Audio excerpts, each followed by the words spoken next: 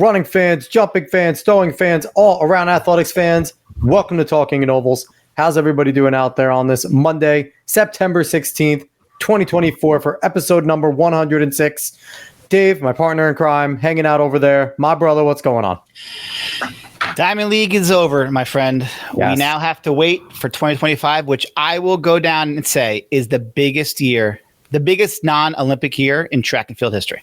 It could be. Michael Johnson's league. Just saw awesome news that Ryan Krauser is planning on a launch in 2025 of an American shot put league. Say, hey, MJ, you don't want to involve us in the field? I got you. We're going to do a shot put and throwers league, which would be amazing. And what a guy to start it. And all the competition to me is a beautiful thing because I love seeing more and more and more jumping in and doing this type of stuff because it shows a few things. One, it shows that the people are passionate about it, right? That we have a passion there. And number two, it's not like they're just going and doing, I'm starting a league with nothing, right? No. They're starting a league and they're getting people to watch. They're getting people to sponsor. They're getting backers. So it shows that there's interest in the league and interest in track and field. And that's what we want. Because it's going to be fun. And I'm excited to see. So before we jump into the fun stuff, everyone that is watching on X, Facebook, YouTube, hello to all of you. We appreciate you all. Give us a like, share, follow, subscribe wherever you are. Those are all important. Comments are important. All that type of stuff pushes us up in the algorithm, gets us more presentable so that more people can see what we do here. And also, we would love for you guys to let everybody know that we are here every Monday night, 9 o'clock, interviewing the best people in track and field and athletics in general, not only because they're like the fastest or anything, but because they have awesome stories. And we think that everyone needs to hear them because that's what this show is basically all about. So as I do every single week, giving a shout out to our boy Adam Alvin. River Rock and Run 5K registration still going on for the third annual River Rock and Run 5K. Saturday, November 16th. So it's sneaking up on us pretty soon. We're already in September. It's 2 months away. We're almost like away. Wow. XC season's going to fly. XC season's going to fly. So new and improved 5K course. Run it solo or with the team. You have a baton. You hand it off. Pretty cool. And all of the proceeds go to Monmouth and Ocean County Food Bank. You get some drinks afterwards. You get some food for a good cause. So go. Please do that. It's always a good time. And we're about to get on people, Dave, because it is PR time, and we don't have a single PR yet. So we are going to start early in the season. I don't care. I do not care. Get us PRs, baby. Yeah. You know that there's some young kids doing some fast times, and sophomores and stuff that are doing some things that they never did their base training like they've done this year. So I want to start giving them shout outs. So let's do that. All right. Before we jump in with our guest this week, last week we had the amazing Jim Lambert on. Never a dull moment with Jim. We had such a fun show. He's one of the best track and field reporters in all the country. And a legendary old veteran track and field reporter for New Jersey Mile Split. So go get his words. It was a great time. So we want to bring in this week's guest. And we are excited for this because it's not every time that you get someone of his caliber. And I'm excited that we've gotten some of the individuals we've gotten as we're climbing that ladder of the best high school athletes, trying to get them on this show, trying to talk to them. We are pumped to have him on. He is one of the top high school throwers, the top high school discus thrower easily in the country, and a Texas commit, Benjamin Shue. What's going on, Benji? Thank you guys for having me on today. Yeah, we're pumped, man. So, one of the things that Dave and I always talk about is we love being educated by the throwers and by the jumpers because we're two middle distance guys. We're not necessarily big, knowledge-wise. Now, we've gotten better as we've had guys like Jordan Geiston and Tanner Berg and Justin Stafford. Like, we've had some now higher profile Olympic trials athletes that we've had on. So we're getting an education about it. But we always love to bring you guys on. And we're going to start with the same question that we start with every single one of our guests. What made you want to become a thrower? And, I'm going to couch it with this. When we talk to our sprinters, when we talk to our throwers, you guys typically have choices, right? Distance runners, usually a bunch of nerds with very little athleticism. So we have to go become distance runners, right? And no distance runner is going to be offended by that. I'm not sure about that. No. Dave, how many deals other sports could you have really went and played? Thank you. Anyway, I digress. But here's the thing, like your talented throwers are good in a lot of other sports, right? You're good sprinters, good in a lot of other sports. So what made you want to be a thrower? When was the spark that you were like, hey, I think this throwing thing could be legit. I actually want to commit time outside of just going to do it and out there.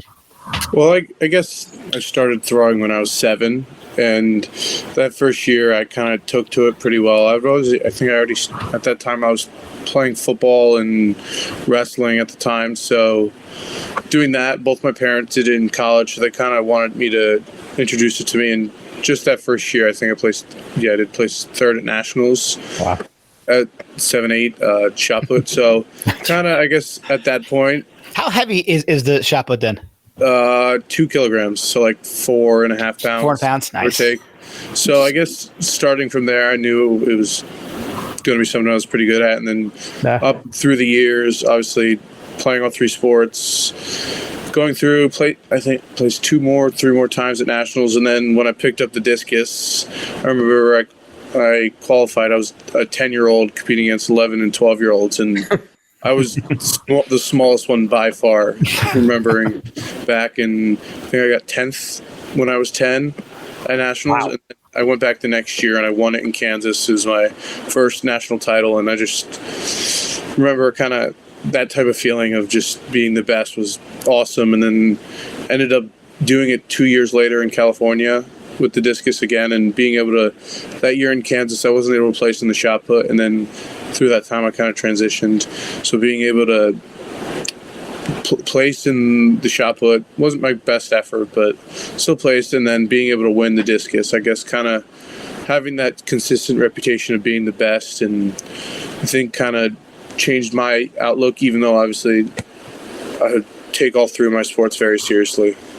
Sure. So do you feel that having all of that success early on really was the main catalyst for, hey, this is going to be my main sport?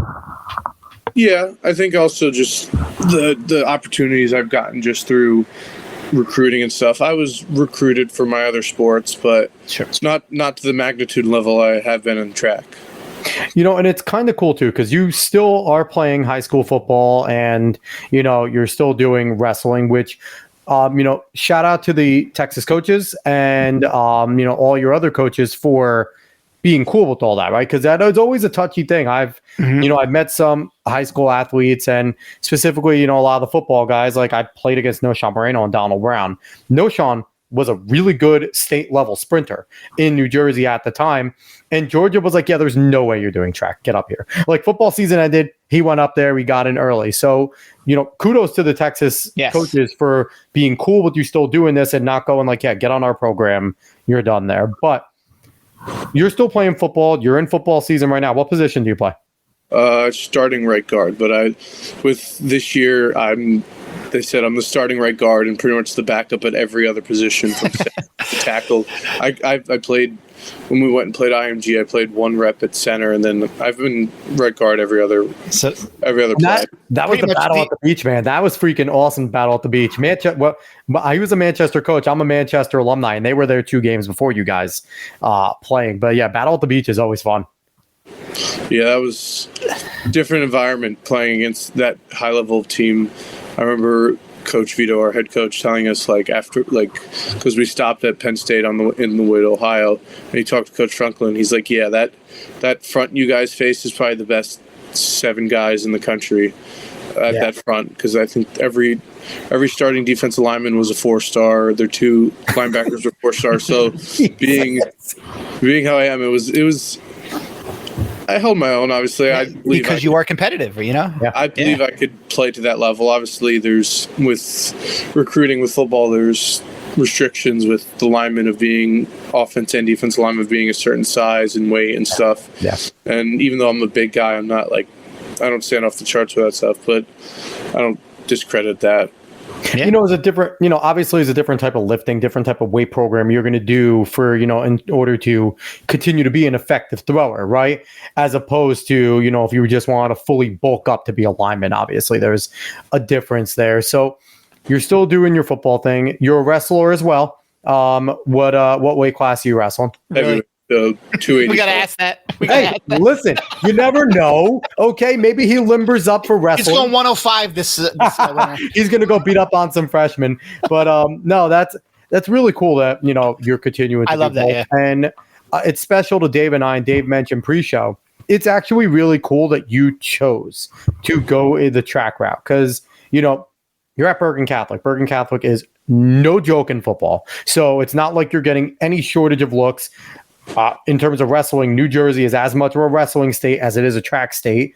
So again, if you're a good heavyweight, especially, you're getting looks, right? So choosing that sport, what was your ultimate decision? Like Dave said, was it the success that you were having? Was it the level of colleges that were coming to you in terms of each sport? What ultimately made you choose track? It would be like you said, it would be a combination of kind of both things you said, the success and the level of colleges. Like I said, I was getting looks from I went on 2 dual visits with wrestling and track, so obviously those calibers were equal. It would have been and then football, I was getting the Ivy Leagues and those types of levels of a school. So I guess just the caliber of programs I was getting in the track world, and then obviously the mass success I've had with track. Obviously, I feel like I've been successful in my 2 other sports, but it's hard to compare it to how I've been in track. So I think, and obviously my goal is to be an Olympian. Hell yeah. So my best opportunity is to do it in track and field. So why not just chase it? Yeah, listen, I love it. I think it's absolutely wonderful that this is the route that you chose. And I hope that more people realize the opportunities that track can provide them. 100%. I just want to give a shout out real quick, Coach Pick, throwing up the wrestle on the big arm there. He's one of our big supporters, Manchester guy. What's going on, Coach Pick? Thanks for watching. So I also want to jump in now. So obviously you've been throwing for a long time.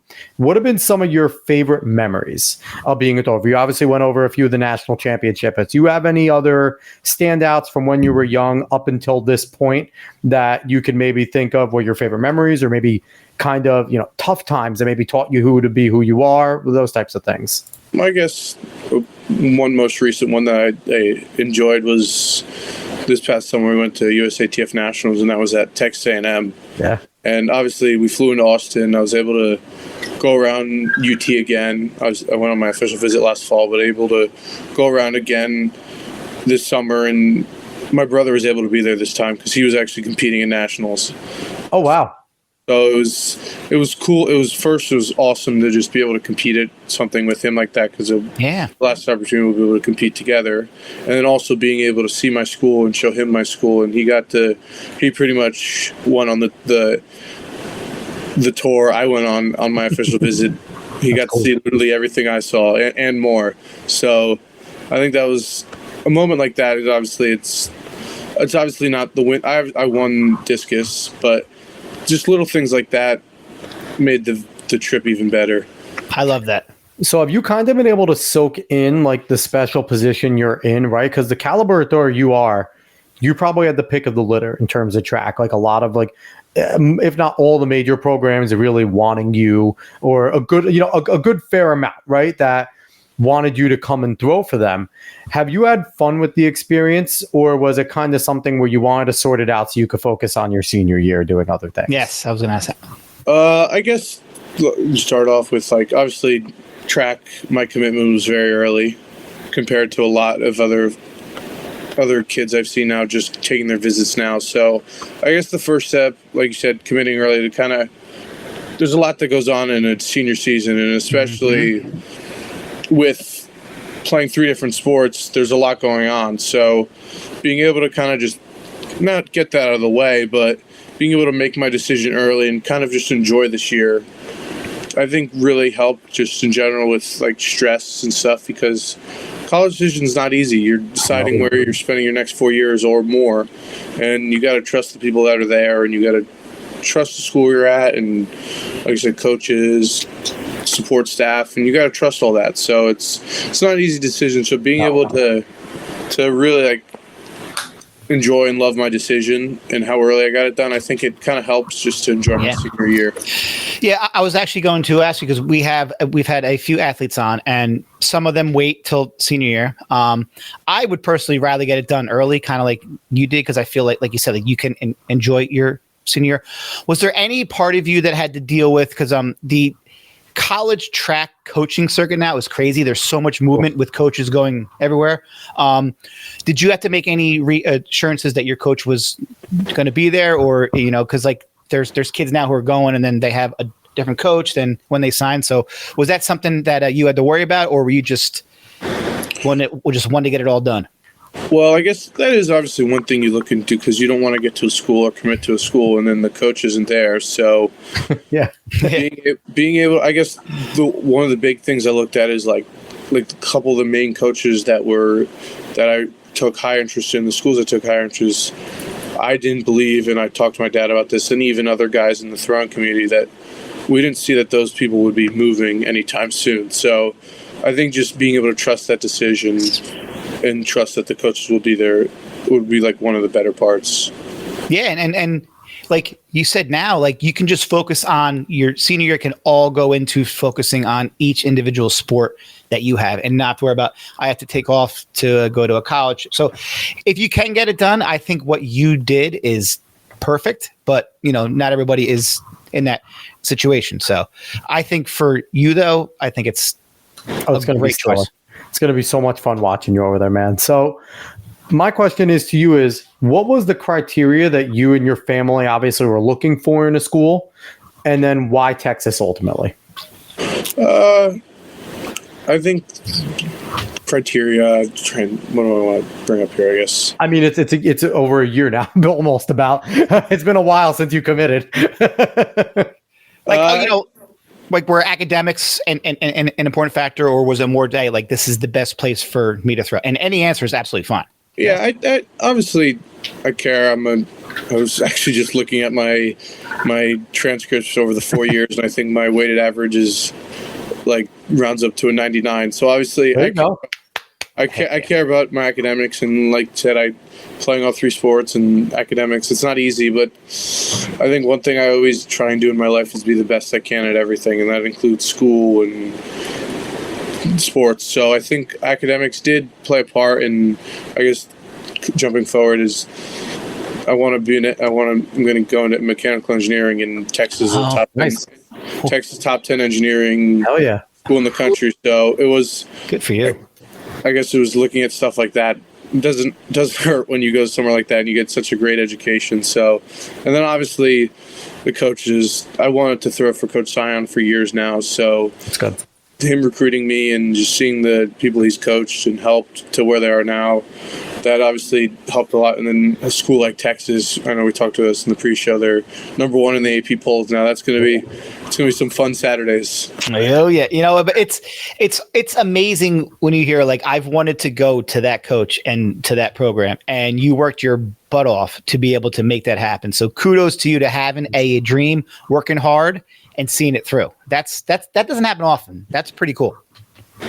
Now, what was it like meeting the other throwers while you were there on your official visits? Was that one of the reasons also why you went there, meeting that group? Because I know when I was, obviously I was nowhere near the caliber you were of an athlete, but when I was going through some of my official visits, that played a role. When I got to meet some of the athletes and, they felt close. It felt like I was already going to be, cool with these kids, and they were on the same like vibe as I was in terms of, what we were looking for, how we were. Yeah, I felt like a couple of schools I went to, I felt like some schools there wasn't as many people and stuff, and other schools I felt like that, like I could see myself here. And some of them were like, are these kids going to be here in 2 years? Because a couple of them are graduating. So yeah, I get this relationship with them now. But when I get on campus, they're not here, and then who is going to be here? So yeah. I guess being at Texas, being able to bond with the throwers, just doing different things, and I feel like I could have seen myself with those guys. And obviously there's more guys that got there now who I've communicated with throughout the summer.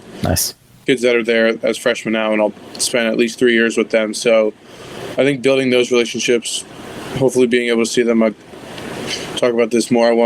My goal is to go to Texas Relays this year. So being able to obviously see them all down there and watching them compete is going to, obviously I'll probably do stuff with them too, being down there. So yeah. Just like you said, I could see myself with them, and obviously I am going to be with them now. So that obviously is back in my head. Like I'm going to spend a lot of time with these people. So can I get along with them and stuff? And I with the group that was there and the group that's there now, I think I can, and I will. Definitely. That's lots of fun, man. That just makes me smile. Like just seeing like where you are in your life and so many opportunities that you have ahead of you. It's fantastic. So I want Coach to put his earmuffs on for a second if he's watching or listening. But when you're watching Texas play football, when are you going to sit there and go, maybe I'll do a walk-on tryout that way? Is that like, maybe I'll just go, you're open. I know exactly what that date is. I will be honest. When we went and played out in Ohio, we played the number 1 team in Ohio. They won 18 games straight. Oof. They were ranked 24 in the country at the time. We were 23, and I had a really, really good game.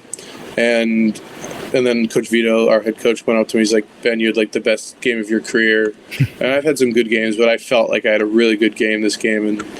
And then kind of had some football schools actually reach out to me. And he's like, maybe talk to them, because maybe down the road, who doesn't know, maybe it'll open up an opportunity to be a preferred walk-on at Texas. And that's something, I guess, I know how tough it is doing it at the high school level, and I know how much tougher it would be at the college level. Yeah. So it's something I've thought of. It's something I think I could do with the level of football I'm playing at now. It's not like I'm going from small public school football to you're that. It's like we said when I went to IMG, there was 4 four-star defensive linemen, I think maybe 5 on the defensive line, and 2 more linebackers. So seeing that, it's not like I'm not used to it in the league we play in.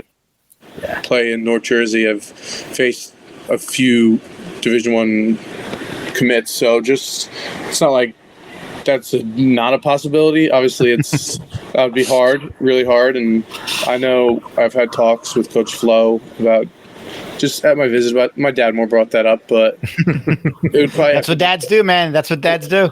It would probably be later down on the line until I improve myself in the NCAA level with throwing. Hey, the one thing they will know is you have great feet. All throwers that do a good spin have great feet, so they're not going to worry about your kick step. That's not one thing that they're worried about, or you pulling and getting to where you need to be. So there's that. So I'm always stirring up drama. That is just what I do. I stir up the controversy. So now we're looking at, you mentioned the competition, getting to the NCAA level and things like that.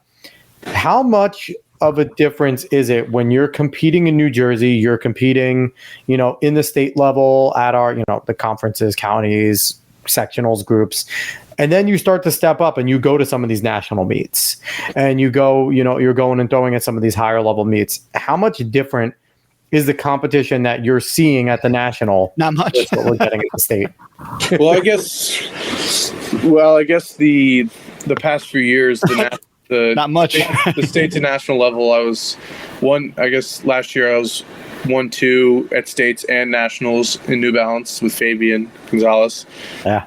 Last year, and then this year I was 1-2 at states with Josh, 1-2 at states at nationals. So I guess when you're competing against the same kid at states than you are at nationals, obviously both years it's been like a 3-day difference. So I guess when you're competing against those kids in state and then seeing them nationally, it's not that much of a difference, obviously, when you're competing against the same guys. So pretty cool, though. I mean, is it cool. Fun that you're going and you're seeing each other? It's like we're not teammates, but now we're out here, Jersey Pride. Like, let's show out. Is that kind of a moment there? Obviously, there's the competitiveness, of course, to win. But it's I guess if you're the best in state and then you're the best in national, so that's I guess that's one thing that helps.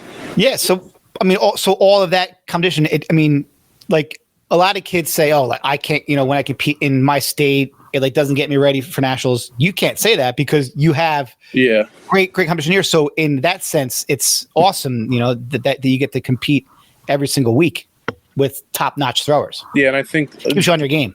To build off that is, I've me and my dad finding these meets and stuff, and I've kind of pushed the limits with the competition. Like obviously New Jersey's competitive, but then past 2 years I've gone out to Arcadia then obviously Penn Relays for 3 years now, and then this Puma East Coast Classic this past year had the winner of the shot put at Penn Relays, who's also a U20 world finalist, and a couple other Jamaican throwers that stayed.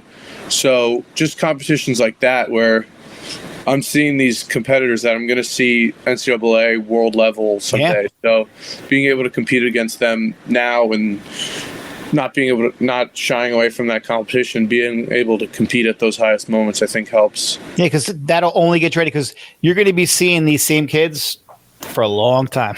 So, it's good that you guys, are at it now, because, you're going to learn different strengths and weaknesses. I think it's great. I mean, this whole thing with you and like the fact that New Jersey we're probably on the map in the throws more than anywhere else current moment. I mean, we have it's unreal what you guys have been doing to keep the level of throws in this state at such a high level. I mean, now, like, you throw 50 feet now, it's like, when I was in high school, 50 feet was a good solid throw. Now, like, so many kids are throwing 50. It's just great to see how the sport has evolved, and how kids, you might not have every kid every year throwing that great, but you have so many more kids that are competitive. What's that been like for you, seeing all these kids jumping in there and being more competitive? Has that kind of made you elevate your game, knowing that you can't take a throw off, you can't take a meet off, like you always have to throw at your best because one of these kids might come and surprise you? Yeah, I think that's, I guess, obviously there's some meets where you're like, oh, okay, I throw a half decent throw, I'm okay. But yeah, definitely. I think I take every meet. Obviously, there's meets you take different in your mental headspace from nationals to a dual meet. Sure. But my PR earlier in the year was from a dual meet, so just things tend to happen like that. So yeah. I look at it as every time you get to throw in a meet, it's not a chance, an opportunity to compete, and a chance, an opportunity to be able to PR and to better yourself. So I think I enjoy every single throw I get, and being able to throw, enjoying with like even Bergen County, attracting large crowds and being able to throw in front of those people and kind of put on a show or be a showman. One part I kind of enjoy from good with throwing is that you're the only one at the time. It's not like a race where there's 8-9 of you, jumps and throws. There's one person going at a time. So when someone's watching, they're only watching you. We need more individuals like you in all the sport that want that spotlight, though. And I've talked about this all the time, is we have too many of the big, strong, stoic types. Too many of those individuals. Let's go in there. I'm going to let my talent do the talking. And it's like, no, be a little demonstrative. Have a little fun. Do you think that being a football player and being a wrestler, where you kind of need that edge, gives you a little more when you get in that? Because, like, you pancake someone, you're standing over him for a second, right? Like, it's just something. You may be saying a few choice words. In wrestling, you tech fall someone, you get a quick pin. You're showing some emotion, right? Has doing those things and being successful there kind of made you that person you are when you're throwing and you do something good and you're actually showing emotion, not just like, cool, I did it, and walking away? Well, I will say this. With throwing, I'm not the most showing of my emotions. When I get a throw I might give a little fist bump or a little one of these or something, which I kind of stay focused. And I think going off to what you said with the football and wrestling, I take that aggressive approach into the throwing, which I don't think as many people as you would think do, because people don't equate those as much. But right. I think that's one thing that's helped me, is that aggression and that channeling of the energy towards obviously throwing the ball, throwing the discus I think it's helped me. Yeah, definitely. And I can imagine there's so many people that are worried about technique more than aggression. And, if you mix the ball, sure. I think that's when you get to another level, right? When you're, obviously you're always worried about technique. Throws are such a technique-oriented thing. But when you're able to be confident enough in your technique that now you're able to be aggressive, it's similar, I think, to golf, right? Everyone tries to focus on just hitting it the same way. But then you have Tiger Woods, who just doesn't care. And he's just swinging as hard as he can, or some of the other golfers. And that's the difference between your guys with true talent. The technique's going to be there, so now they can have the aggression. Is that true? Yeah, I believe so. I guess in my approach to a meet, I like having a calm, technical first throw. A lot of meets, obviously, throws like that will get me into finals when there is finals. So being able to have a throw like that and then building off that, adding more speed, more aggression to that same mental like thought of that throw, and being able to have that correct technique and being able to build off that, I think really helps. And obviously going from smooth to giving it your all. A little more violent. Still keeping that technique though helps. You know, and I don't think I ever asked this to any of the other throwers you've had on the show, but I'm going to ask you this. Throwing is mental. A ton of it is mental, right? Because if you get in your own head or something like that, you can have a rough day. There's a lot of mental to that, because especially if, like, you know, you're not having your best day. What's that like when you're at a higher level competition? Have you had those moments where you're sitting there and you've had, you know, 2 fouls and you're just like, crap, you know, this ain't going well. I got to do something. I got to get a throw in. I got to at least get a distance in. Like, what is that like? And how do you kind of work through those types of things? Because, well, again, we're runners. We have the gun. We go, cross the line. That's it. Whatever we did, we did. You have opportunities to sit there and think about what you just in did. between throws. It's kind of like when your parent yells at you and it's like, think about what you just did. Like, you have those chances right there. So what is that like when maybe you haven't had your best throws or you've been fouling and it's just getting tough? How are you able to power through those things? Well, I guess 2 accounts just from this year, from Arcadia and New Balance Nationals, both in the discus. Both those times going into the last throw, I was in second place. I think Arcadia, I took the lead for like the first 2 rounds, and then rounds 3, 4, 5, and all the way up to me at 6, I was in second place, and I wasn't feeling my technique was the best. Obviously, with Arcadia and New Jersey's season, it was a very early season. Yeah, while so early. California's been a month and a half, 2 months into it. So obviously, those technical things weren't all there. So I kind of just stepped back. I'm like, okay, I'm not going to lose this. I told myself, I remember, I'm not going to lose this. I can't do this. I can't lose. So I kind of just got in there and I kind of just mustered one up, and I think it was like, what was it exactly? 200 feet, 3 inches. Woo. So throwing 200 that early in the season, being able to do it in that fashion, I think coming from behind, and I think that's one thing I pride myself on, which is stressful and makes my dad grow extra gray hairs, stuff like that. And then adding on to that same situation happened again at New Balance Nationals. Different kids. It was a really weird competition. I think they had 5 flights, 4 or 5 flights. Oh, wow. Starting at, what time did we start that day? I think 1 o'clock we started. Yeah, we started around 1 o'clock. And it was around, I think, 5 o'clock when my flight warmed up. That's too many flights, Jesus. And it gets even better. By the time my flight, the first kid was about to enter the circle to start his throws, there was a lightning delay. Oh, about no. an hour and a half. So no throws happened for this last flight. So we have that. We have the hour and a half delay. We come back. I think the lead at the time was 190, which stayed until the 6th round. Wow. And we came back, warmed up. I think I had my energy drink at the time, so I was crashing towards that point because it wasn't easy. But things were going up. My dad went to ran and grab towels because it was wet, and then he came back late and went through. I think I put myself in the second in the first or second round. It was like a 180, high 180s, and through that kind of improved a little bit. Nothing crazy, and I was looking at myself. Like I said to myself at Arcadia, I can't do this to myself. I did the same thing in Arcadia.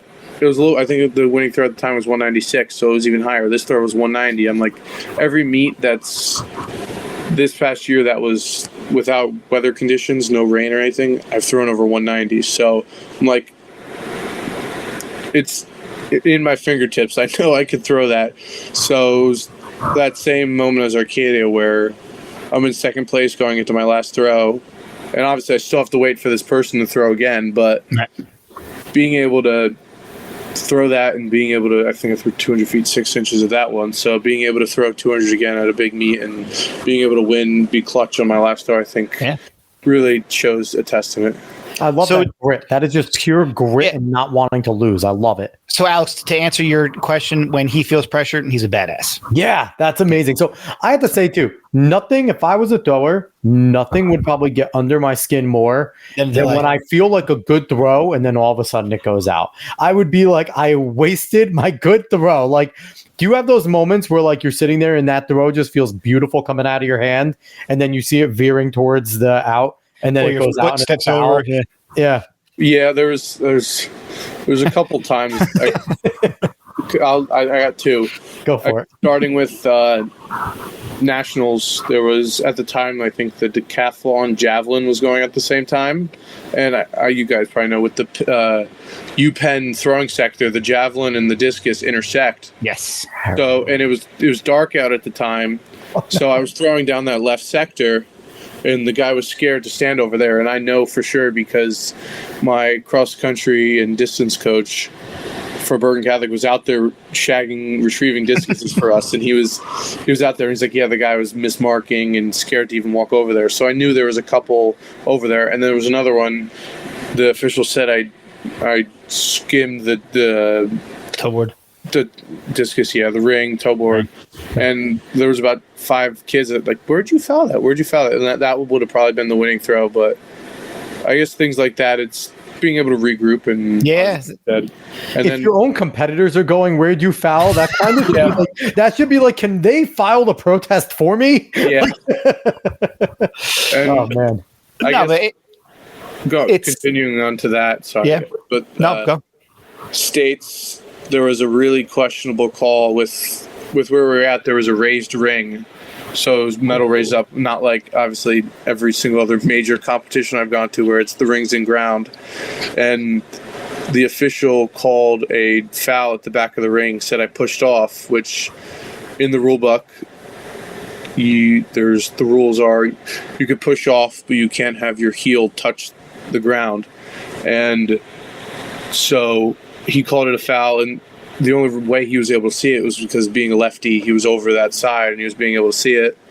And there was even a ton of people that like messaged my dad posting like, can you see the foul? And a lot of people said no. And then I think the best was the Jamaican college throws coach who we got to know from that Puma meet was like, that is not a foul. And then sends the exact rule in the rule book that wasn't a foul. And then even like the head official who I've known from competing at Penn Relays was like, yes, that official was reprimanded for that. So, and that throw was far. I know they had a 70-foot line out there and it wasn't too far off that. Wow. Jesus. So I want to throw in our buddy Darren Peters. He watches our shows all the time. Jumping in with this one, saying Coach Zeb and Val being Olympians makes Texas a dream training location. Absolutely. And then he has a question for you, Benji. Darren asks, have you practiced with the 2 kilogram discus yet? And when in the season will you start with heavy implements? Well, I guess with competing at U20s years past, I've thrown later in the season with the 175, which I think will help me transition a little better to the 2K. I've used it a little bit here and there, nothing crazy, but one thing I think we're going to focus on the 2K a lot more this year, so making that transition to college would be a lot easier. And one of my goals in the back of my head is to qualify for USA Championships this year in the discus, which obviously it's not easy and it's going to be extremely tough. But got this. I think that's a pretty good goal to have. And goals, yep. So it's going to be something I'll probably be working towards. So I think I don't do as much throwing during football and track season. I mean, during football and wrestling season. So I think that's one thing that I even like you mentioned, being with Coach Zeb. Yeah, that fall next year, I'm just going to be doing drills and lifting. Yeah. It's going to feel different, but it's going to be for the better. So I'm going to get a full year of throwing, not just 4 or 5 months. Yeah. So I think that's one thing to attest that I'm really looking forward to almost out of anything is just being able to take a whole year round. Whole year training, yeah. Yep, and Darren comes back real quick. As a track and field official, it's impressive to see that you know the USATF rules. Hope you join us as an official when you eventually retire. I do it eventually. Darren recruiting all the time. I love it. But with that being said, I think as a mechanical engineer, as long as like you settle in, you could definitely go be an official on the side. So throwing that out there. And we definitely probably need more field and throwing officials that know the rules like you do, so they won't call that push off. See, Darren, I think you've done a good job recruiting. So Benji, I have a question, and it's kind of a weird one. It's more from New Jersey based. So we don't have the hammer throw in New Jersey. Is that something that is even brought up on a recruiting trip? Like, have you ever thrown it? Is it something that you plan on throwing, or in Texas in general too? Are you thinking about it? Or like, is it something that you've ever done? Do you have any intentions? 'Cause I always wonder how that comes about to a state where they don't throw it. Like, how does a college coach even know what their talent is? Or I guess I've had a lot of different. I think it's been raised with. My mom in college actually did the hammer throw and still has the weight and hammer throw record at her college. Nice. Yeah. Oh, mom. Heck yeah. So I think that's one thing. Obviously, it's tough to do 2. So doing 3, it's a lot. And obviously not being able to do it in high school hurts and not starting. Obviously, it's something I've talked and maybe thought about doing, but I don't think that's something that's really like on the forefront. And Coach Deb hasn't really brought that up. So. Okay. I was just curious how that, because like we had a girl from Donovan, Alyssa Wilson, who was amazing, and she ended up almost going exclusively hammer throw. But I think she might have dabbled in it in high school some too. But I was just curious, like, because it's not a common high school event, so I was just curious if that's something that coaches discuss with their athletes, because you might even get to the point yourself where you're going to have to choose one. And we had Jordan Geist on, who does at professional level, who does both hammer and disc and no, he does shot, right? Hammer and shot. So it's like it's possible, but he even said on the show, like, my training is different than everybody else, because hammer, you obviously want to be a little more lean because it's a different type of technique, where he's also trying to like. So I'd imagine that definitely is something difficult. And honestly, you're getting to the point where it's like, trust Coach Zeb. Right. Coach Zeb is, if he sits there and looks and says, "Hey, Ben, dude, let's put a hammer in your hands and see what it looks like," you'll probably say, "Yes, coach." Right. Like, that's going to be like, sure, let's find out. So that's going to be exciting stuff. I can't wait to see what you do when you get over there. But you have 2 more seasons ahead of you. So what is your planning going into this track season look like with, coach and everything? Like, when do you guys officially get started? Does it really depend on if you end up in Atlantic City and, for wrestling? Like, so what is... I chose wrestling. Yeah, because wrestling obviously is the one that's going to push you back. I'm thinking indoor and outdoor. No, you're right. Yeah. So you don't even throw indoor track? Nice. I usually... For the past few years, it's been 1 indoor meet a year, 1 or 2, give or take, and it's been indoor nationals only the past few years. And nice. Last year, I think, was my first year of really succeeding at indoor nationals. Like the 2 years prior, it wasn't that I wasn't prepared. I just, for some reason, I wasn't able to compete and stuff. And this past year, I took a big leap in the right direction, and I think that really helped with early in the outdoor season. And I guess this year, being with Nike Elite and being able to compete at Nike Nationals and being pretty much my backyard, New York City. So that's obviously where I'm going to be competing for indoors, and most likely my first meet of the indoor season will be nationals. So what are your prospects for wrestling? Are we looking for Atlantic City? Where are you ranked as a heavyweight in the state? Right now I'm number 2 in the state, and the one. So that's one of those things. As a track coach, you're looking at it going, "I'm not going to get Benji till after AC anyway. He's more than likely going to be wrestling in one of the coolest freaking locations." Have you wrestled in AC before? Yeah, that's a hell of a meet. That's a great meet. I've placed 4th there the past 2 years. So being able to, I remember going there for years, and then being able to finally compete there. And as a sophomore, I was the 19 seed, and I remember the second day. Or the second match of the first day, I was going against the 3 seed, and I was able to upset him. So that was just awesome. It was an awesome, because I would always fill out the brackets and stuff when I was younger. So being able to see myself as the 19 seed, I ended up making the semis that year, and being able to see like the 19 seed myself into the semis was pretty awesome seeing that.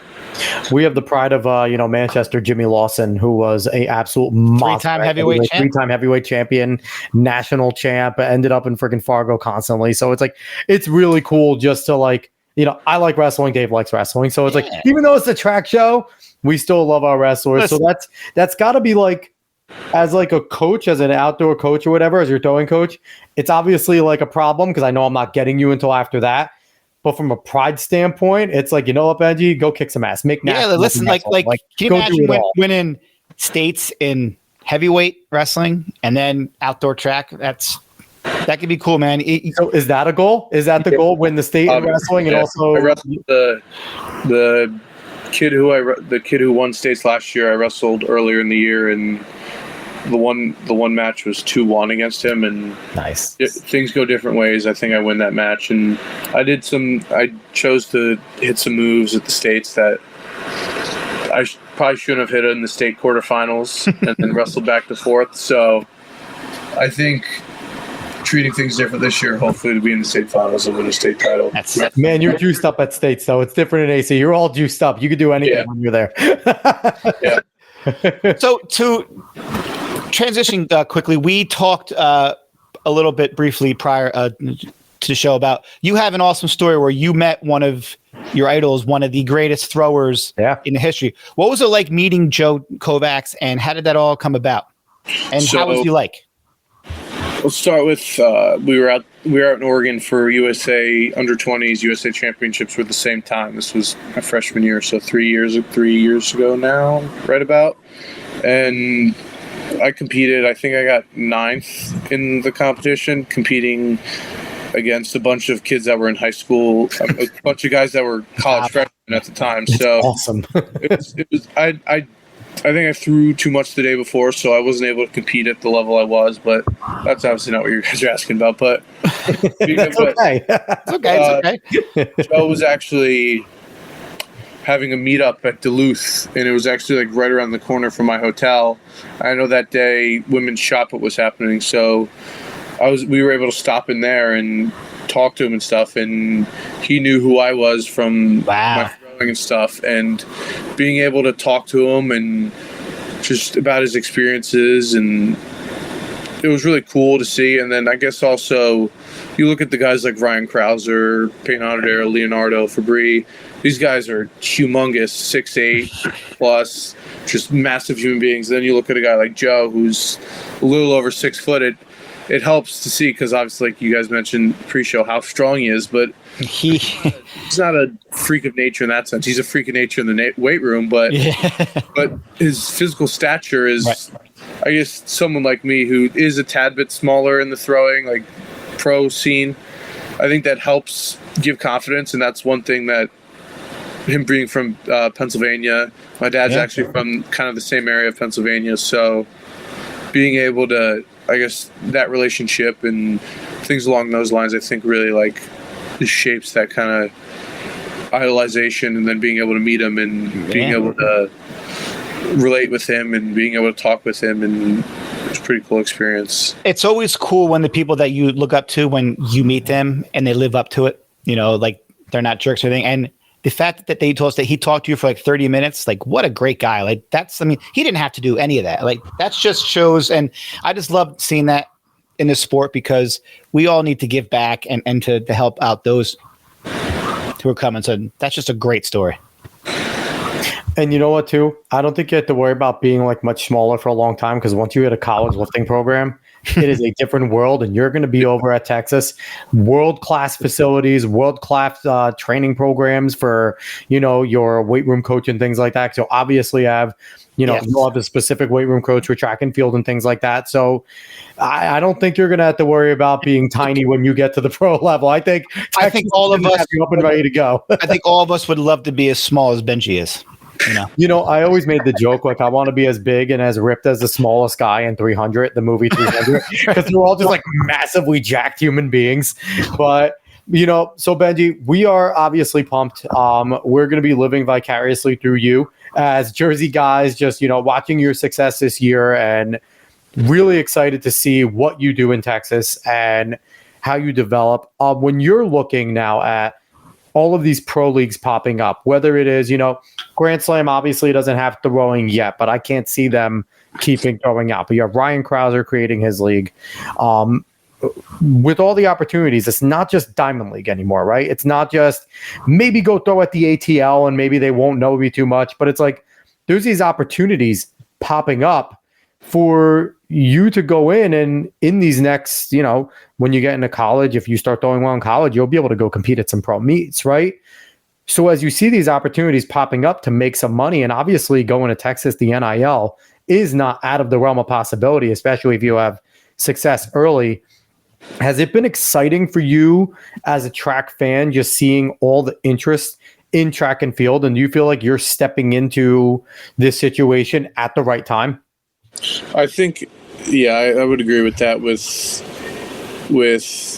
obviously track and field isn't the easiest sport to go at least the throwing level. It isn't the easiest sport to go pro and make a living off of. But I guess going into how it is with, like you mentioned, NIL being how it is in today's world, it hasn't hit track as much as it per se sports like football, but it is there. And if you know how to market, my dad says, if you know how to market yourself, that'll help a lot. Guy.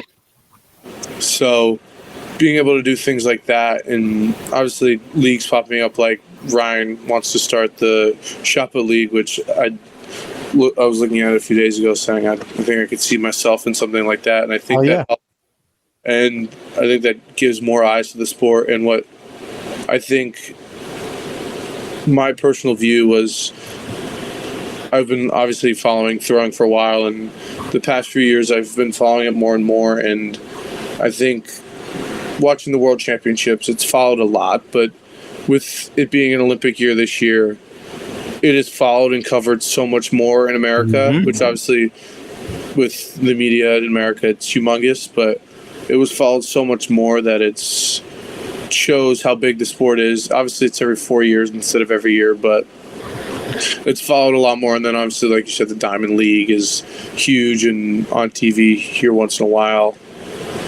I think it's part of our goal to change that. Yes. That's what, we're a small show at the moment, but our goal is to have success, and our success is to get more people to know who you are, right?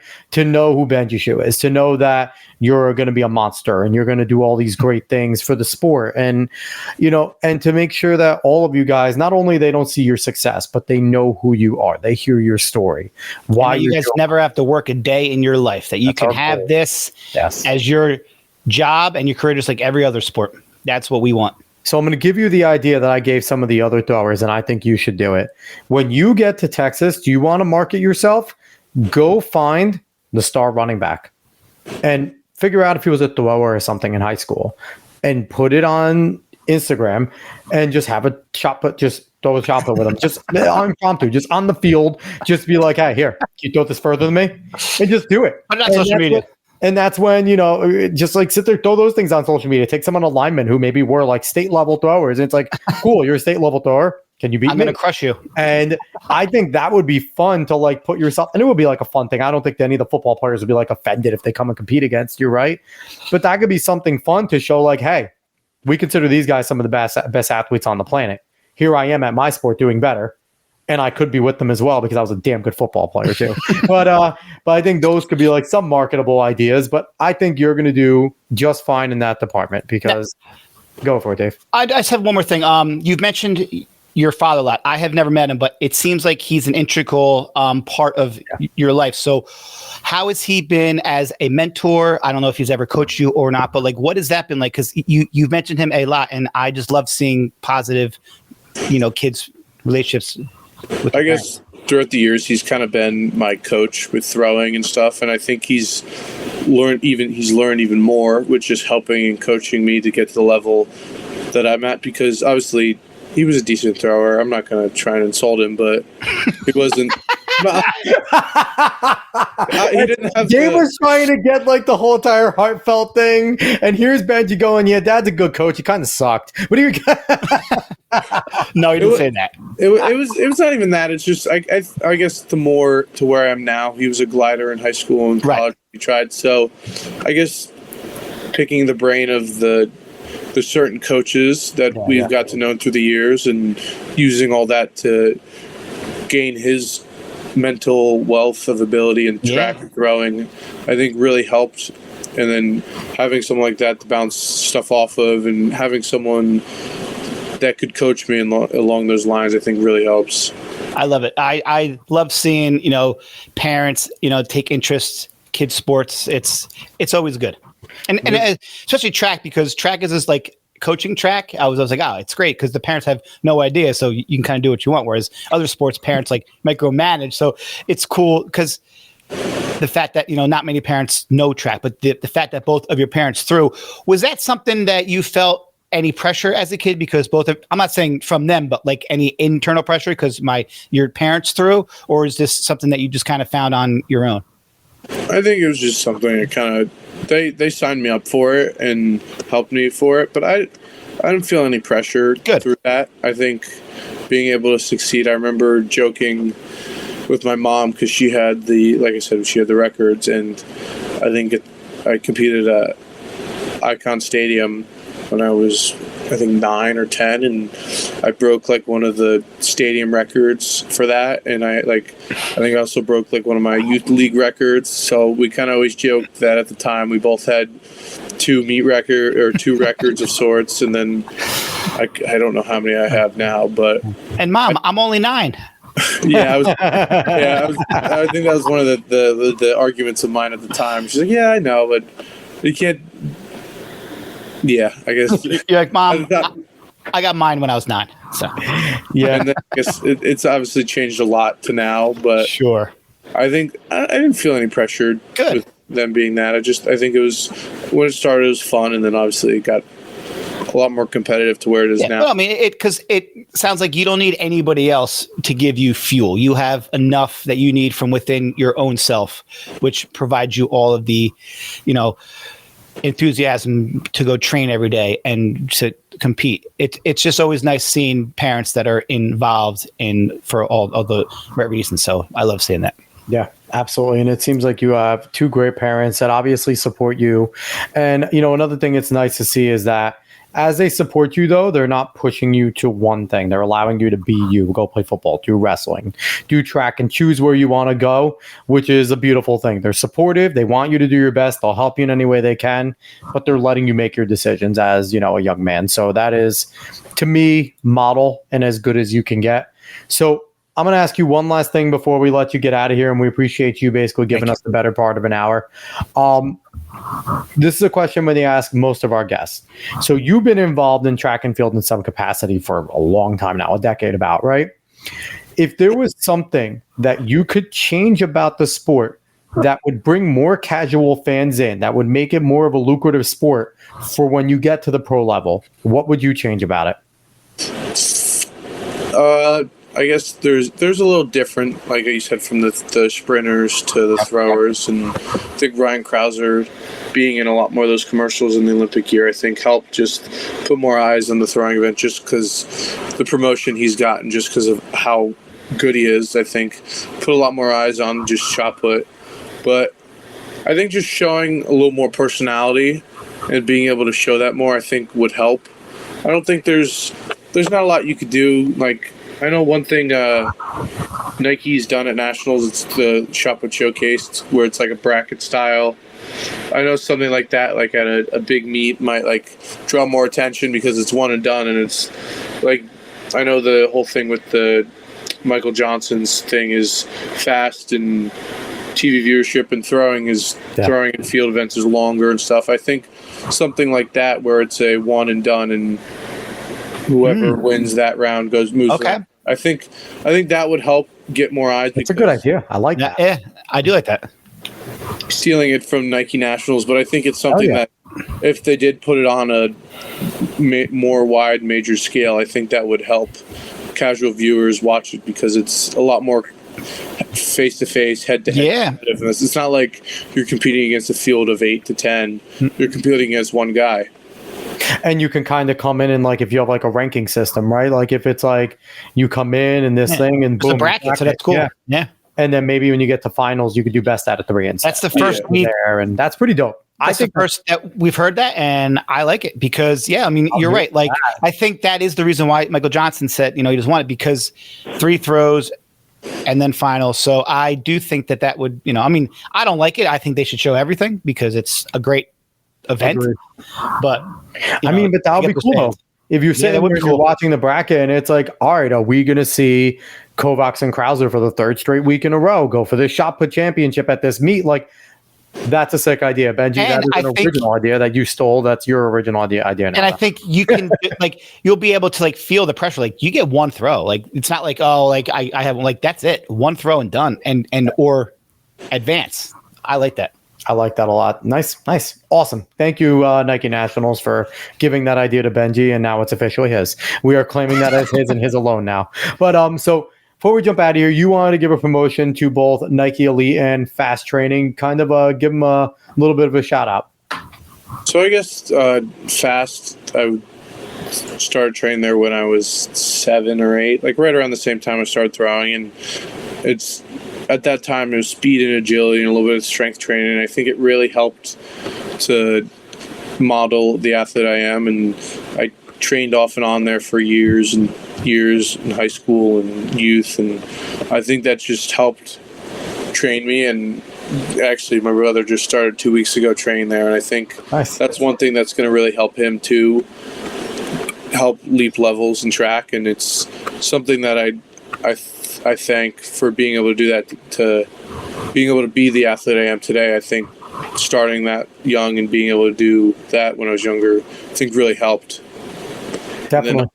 And then with Nike Elite, it was such an amazing opportunity to be on right now, and being with the Nike Elite program this year, and the opportunities I've had so far by getting flown out to Nike World Headquarters and going through an awesome 3 days with some of the best high school athletes in the country. It's amazing. And the world.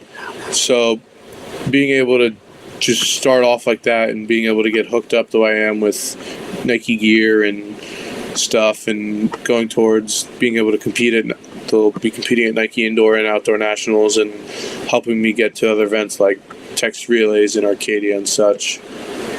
That's fantastic. And, and I love that Nike does do that. They do reach out. They grab some of the best athletes and they give you guys true opportunities to be successful. So as much, crap I think as Nike gets at times, they do some positive. Yeah. And this is, definitely one of the things. They notice the talent. They give you guys every opportunity to succeed when they do bring you on to Nike Elite. So that is fantastic. So Benji, thank you so much for jumping on, man. You're awesome.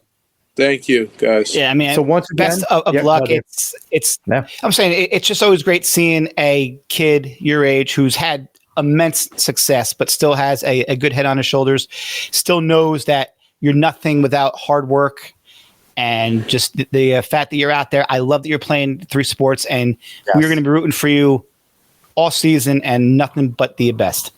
You're going to have 2 public school boys rooting for the parochial kid, okay? Rooting for the private school kid. So we're rooting for you, man. So definitely go follow Benji on Instagram at BWS91205. Don't miss out. Don't follow him late, because he's going to blow up when he's winning national titles at Texas. You're going to wish you were following him. And also go follow him on X at Shue BWS91205. Once again, you're going to see him. He's going to be blowing up. He's already is one of the best throwers in the country. And he's going to end up being a fantastic pro. As for us, thanks for watching. We appreciate it. Facebook, X, YouTube, everywhere. Go follow us at Talking in Ovals. Like, share, follow, subscribe, all that good stuff. Coach Pick, thank you. We appreciate you. And we'll be back next week for more Talking in Ovals fun. So long, everybody.